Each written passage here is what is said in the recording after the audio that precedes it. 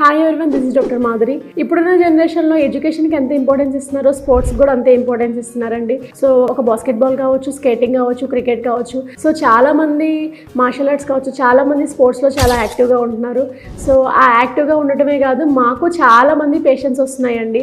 So ఈ contact games ఆడటం వల్ల పళ్ళు ఇరగొట్టుకొని లేకపోతే పళ్ళు ఫ్రాక్చర్స్ అయ్యి వస్తున్నారు. ఇలాంటి వాళ్ళని మంచి ఒక సింపుల్ థింగ్ ఉంటుందండి. అది చేయటం వల్ల ఆ టూత్ అనేది డ్యామేజ్ అవ్వకుండా ఉంటుంది. సో మనకి స్పోర్ట్స్ గార్డ్స్ అని దొరుకుతూ ఉంటాయి. సో అవి నార్మల్గా కస్టమైజ్ దొరుకుతూ ఉంటాయి, లేకపోతే యూనివర్సల్ సైజెస్ అని దొరుకుతూ ఉంటాయి. సో యూనివర్సల్ సైజ్ అంటే జనరల్గా అందరికీ ఒకటే రకంగా ఉండటం వల్ల అది ఫిట్టింగ్ అనేది అంత బాగుండదు.